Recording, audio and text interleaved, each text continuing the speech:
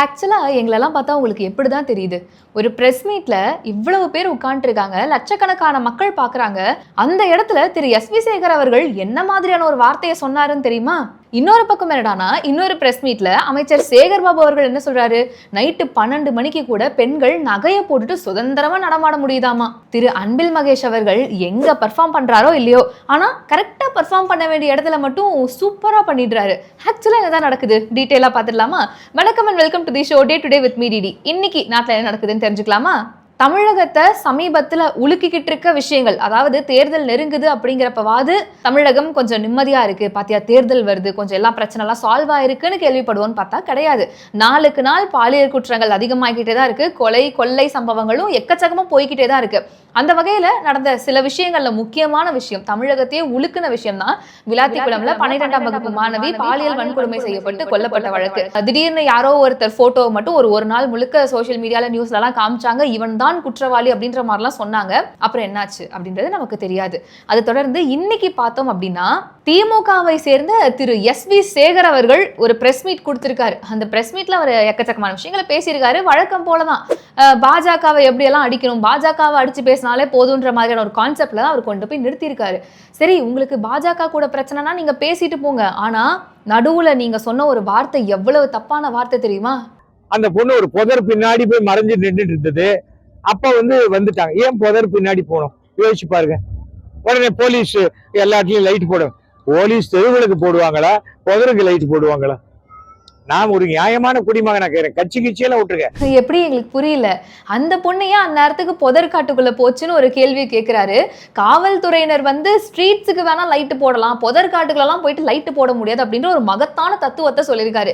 இந்த விஷயம்லாம் எங்களுக்கு தெரியவே தெரியாதுல்ல. இப்போ முக்கியமான 2 விஷயங்களை பத்தி நம்ம பேசுவோம். இவர் சொன்ன இதே பாயிண்ட்டை வச்சு, கிராம மக்கள் வசிச்சுக்கிட்டு இருக்காங்க. அங்க ஒரு பொது கழிப்பிடம் கூட இல்லாத அளவுக்கு இந்த 5 வருடத்தில் தமிழக அரசு நடந்ததா? முதல் கேள்வி அதுதான். ஏன்னா நிறைய இடங்கள்ல பார்த்தோம்னா, இப்ப சமீபத்துல கூட கிராமத்துல குடிநீர் ரொம்ப உப்பு கலந்து வருதுன்னு நிறைய பேர் உயிரிழந்து போயிருக்காங்க. குடிநீர் சுகாதாரமற்ற முறையில் இருக்குன்னு பல கிராமங்களை சேர்ந்த மக்கள் கம்ப்ளைண்ட் பண்ணிக்கிட்டு இருக்காங்க. இன்னும் முக்கியமான கிராமங்கள் எல்லாம் பார்த்தோம்னா கரண்டே இல்லைங்க, எங்களுக்கு நாங்களாம் கரண்டே பார்த்தது கிடையாது அப்படின்னு சொல்ற ஆட்களும் இருக்காங்க. ஸோ அப்படி பார்க்கும்பொழுது இதை நம்ம கேட்கறது தப்பு தான், இருந்தாலும் மனசாட்சி கேட்க மாட்டேங்குது இல்லை? நீங்க சொல்றீங்க மக்கள்னு, எந்தெந்த கிராமங்கள்ல ஒரு அடிப்படை வசதியான கழிப்பறை கூட இல்லையோ அங்க ஒரு பொது கழிப்பிடம் கட்டி கொடுப்போம் அப்படிங்கிற ஒரு ஐடியா உங்களுக்கு வரவே இல்லையா? சரி, கரெக்டு தான், டாய்லெட்லேயே நாங்கள் 100 கோடி ஸ்கேம் பண்ணுறோம், இதெல்லாம் நாங்கள் பண்ணுவோமா அப்படின்னு ஒரு டவுட் வரதான் செய்யுது. இன்னொரு பக்கம், இப்போ இருட்டா இருந்ததுனால அந்த மாணவி அந்த புதருக்குள்ள போனதுனால மட்டும்தான் இந்த பிரச்சனை நடந்துச்சு. அப்ப அண்ணா யூனிவர்சிட்டி என்ன அவ்வளோ இருட்டா இருந்துச்சா? அங்க வெளிச்சமே இல்லையா? அப்புறம் என்ன சொன்னாருன்னா, முக்கியமா பேரண்ட்ஸ் கூட இருக்கணும். பெண் பிள்ளைகள் வீட்டு வாசலை தாண்டினா கூட பேரண்ட்ஸோ யாராவது ஒருத்தவங்க கூட போயிட்டே வரணும்னு அவங்க வீட்டில் வேலை பார்க்குற பொண்ணை வச்சு எக்ஸாம்பிளெல்லாம் சொல்லியிருந்தாங்க.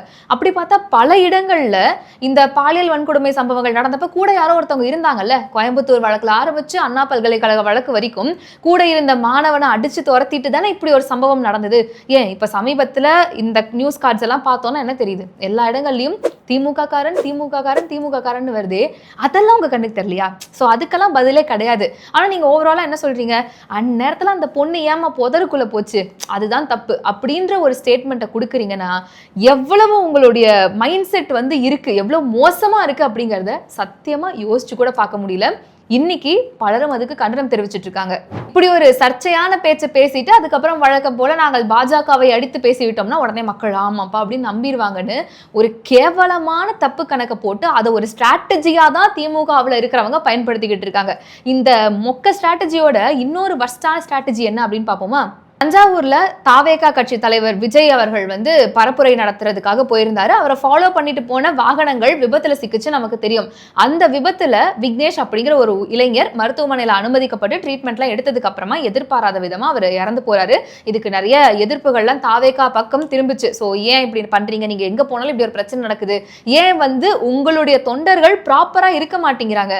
ஒரு ஃபேனா இருக்கட்டும் தொண்டரா இருக்கட்டும், அது நம்ம ஏதோ ஒரு நேம் வச்சுக்கலாம், ஆனா தொண்டர்கள் நீங்க சொல்றீங்க இல்லையா, ஒரு தலைவர் வராரு அப்படின்னா அவருடைய பேருக்கு களங்கம் வச்சிடக்கூடாதுனாவது இவங்கெல்லாம் கொஞ்சம் கேர்ஃபுல்லா இருக்கலாம்ல. ஏதாவது ஒன்று பண்ணிடுறாங்க, அதுக்கப்புறம் மொத்தமா தாவேகா தான் அடி வாங்குதுன்னு ஒரு பக்கம் விமர்சனங்கள் போயிட்டு இருக்கு. இன்னைக்கு பார்த்தோம் அப்படின்னா, இறந்து போன விக்னேஷ் அவர்களுடைய வீட்டுக்கு அமைச்சர் திரு அன்பில் மகேஷ் அவர்கள் நேர்ல போய் விக்னேஷ் அவர்களுடைய பெற்றோரை சந்திச்சு ஆறுதல் தெரிவிச்சிருக்காரு. உண்மையானவே நல்ல விஷயம் தான். கண்டிப்பா நேர்ல போய் பார்த்தது அதெல்லாம் நம்ம தப்பே சொல்ல மாட்டோம். அப்புறம் ஏன் நீங்க ஆகாஷ் வீட்டுக்கு போகல? ஏன் அஜித்குமார் அவர்களுடைய வீட்டுக்கு போய் ஆறுதல் தெரிவிக்கல? இப்போ சமீபத்துல கூட இந்த விளாத்திக்குளம்க்கு கனிமொழி அவர்கள் போனாங்க. அதுக்கப்புறமா பிரச்சனை எல்லாம் பண்ணி பயங்கரமா விரட்டியெல்லாம் அடிச்சாங்க. அந்த இடத்துக்கு நீங்க ஏன் போகல? ஏன் தாவேகா சைடுல ஒரு பிரச்சனை நடந்தது, அங்க ஒரு உயிரிழப்பு ஏற்பட்டுச்சுன்னா அங்க மட்டும்தான் நீங்க போவீங்க அப்படின்னா மத்தவங்க எல்லாம் மக்களா தெரியலையா? இப்போ இதை எப்படி எடுத்துக்கிறது? அவங்க பக்கம் போனா மட்டும்தான் பாத்தியா தாவேகால இருந்தே யாரும் பார்க்கல, அன்பில் மகேஷ் அவர்கள் போயிருக்காரு திமுகல இருந்துன்னு சொல்லி ஓட்டு போட்டுருவாங்கண்ணா. சோ ஒரு உயிரிழப்பை கூட வெறும் ஓட்டு வங்கியா மட்டும்தான் நீங்க பாக்குறீங்களா? அவ்வளவுதான் உங்களோட மைண்ட் செட்டா அப்படிங்கறதுதான் இன்னைக்கு பல பேருடைய கேள்வியா இருக்கு. இது மட்டும் கிடையாது, சென்னையில அதாவது தமிழ்நாட்டினுடைய தலைநகர் சென்னையில புறநகர் பகுதியில பார்த்தோம்னா ஒரு வாரத்துக்கு முன்னாடி பட்ட பகல்ல ஒருத்தரை நடு ரோட்ல வச்சு வெட்டி கொல்றாங்க. இன்னைக்கு அந்த வீடியோ சோஷியல் மீடியா முழுக்க வைரல் ஆயிட்டு இருக்கு. ஒரு வாரம் கழிச்சு தான் அந்த வீடியோ வந்து இப்ப ரிலீஸ் ஆயிருக்கு. இதை பாஜகவினுடைய முன்னாள் மாநில தலைவரான திரு அண்ணாமலை அவர்களும் தன்னுடைய எக்ஸ் தளத்துல பதிவா போட்டு இப்படியான ஒரு நிலையில தான் தமிழகத்துல சட்ட ஒழுங்கு இருக்கு அப்படின்னு குறிப்பிட்டிருக்காரு. இவ்வளவு பிரச்சனைகள் போய்கிட்டு இருக்கு. இந்த நேரத்துல தான் ஒரு செம்ம காமெடிய நம்மளுடைய அறநிலைத்துறை அமைச்சரான திரு சேகர் பாபு அவர்கள் பண்றாரு. என்னன்னு நீங்களே கேளுங்களேன். மகாத்மா காந்தியடிகள் கண்ட கனவை போல் இரவு 12 மணிக்கு கூட ஒரு பெண் முழுமையாக நகை அணிந்து தன் இல்லம் சேர வேண்டிய இல்லத்திற்கு பாதுகாப்பாக சென்று சேர்கிறார். அங்கொன்று இங்கொன்று நடைபெறுகின்ற தவறுகளுக்கு கூட உடனடியாக இரும்பு கரம் கொண்டு மாண்புமிகு முதல்வர் அவர்கள் அந்த குற்றச்சம்பவங்களை நாடுவதை ஊடகத்துறையினரை பார்த்து கொண்டிருக்கின்றீர்கள். ஆகவே பெண்களுக்கு முழு பாதுகாப்பான மாநிலம் தமிழகம்தான் என்பதை அழுத்தம் திருத்தமாக தெரிந்து சொல்லிக் கொள்கிறேன்.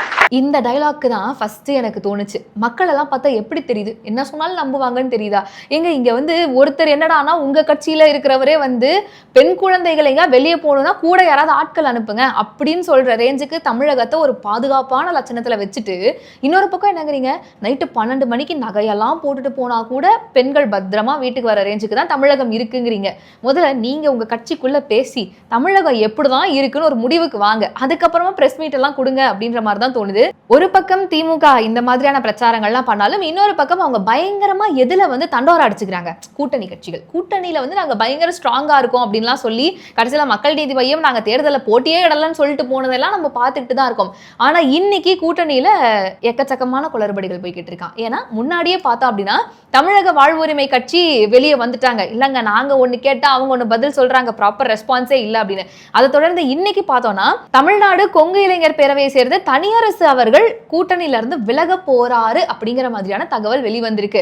நாங்க ஒரு சீட்டு கேட்டோம் ஆனா கொடுக்க மாட்டேங்கிறாங்க, கூட்டணின்னு சொல்லிட்டு எக்கச்சக்கமான கட்சிகள் அள்ளி உள்ள போட்டு வச்சிருக்காங்க. அதனால இதுக்கு முன்னாடி கூட்டணியில இருந்த கட்சிகளுக்கு ப்ராப்பரான அந்த ஒரு வேல்யூன்றது கொடுக்கப்படல அப்படின்னு அவருடைய ஆதங்கத்தை தெரிவிச்சிருக்காரு.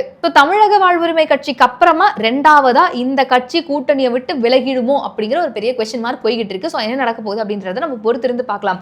ஆக மொத்தம் இவங்க பண்ணக்கூடிய ராஜதந்திரங்கள் அனைத்தும் வீணாகி கொண்டிருக்கிறது. அதுக்கான எக்ஸாம்பிள மக்கள் கொடுக்கணும்னு அவசியம் இல்லை, அவங்க கட்சிக்குள்ளே மாத்தி மாத்தி கொடுக்கறத நம்மளாலே பார்க்க முடியுது. ஒருத்தர் வந்து நாங்க பெண்களை பாதுகாப்பா வச்சிருக்கோங்கிறாரு, இன்னொருத்தர் வந்து உங்க வீட்டு பொண்ணுனா நீங்க தான் பாதுகாப்பா பாத்துக்கணுங்கிறாரு. உண்மையாலுமே நல்ல கருத்துள்ள ஸ்டேட்மெண்ட் தான். இப்படி ஒரு தமிழ்நாட்டில் நம்ம 5 வருஷம் வாழ்ந்திருக்கோம்னு நினைக்கும் போது ரொம்ப பெருமையா இருக்கு. இந்த ஸ்டேட்மெண்ட்ஸை பத்தி முக்கியமா திரு SV சேகர் அவர்கள் பேசினதை பத்தி நீங்க எல்லாம் என்ன நினைக்கிறீங்க அப்படிங்கறத மறக்காம கமெண்ட்ஸ்ல சொல்லுங்க. இன்னும் இந்த மாதிரி நிறைய அப்டேட்ஸ் நீங்க தெரிஞ்சுக்கணும் அப்படின்னா பேசு தமிழா பேசு சேனலோட வெப்சைட் இப்போ ஆக்டிவா இருக்கு, அதோட லிங்க் டிஸ்கிரிப்ஷன்ல தரேன், மறக்காம செக் பண்ணி பாருங்க. டாடா பாய். உலக தமிழ் சொந்தங்களுக்கு வணக்கம். நான் ராஜவேல் நாகராஜன். பேசு தமிழா பேசு வலையொலியுடைய வளர்ச்சிக்கு நீங்களும் உறுதுணையாக இருக்கணும்னு நினச்சிங்கன்னா இந்த வீடியோடைய டிஸ்கிரிப்ஷனில் இருக்கக்கூடிய ரேசர் பே லிங்கை கிளிக் பண்ணுங்கள். அந்த லிங்க்கில் போயிட்டு உங்களுக்கு விருப்பமான தொகையை பேசு தமிழா பேசுவனுடைய வளர்ச்சிக்கு உங்களுடைய பங்களிப்பாக நீங்கள் கொடுக்கலாம். நன்றி, வணக்கம்.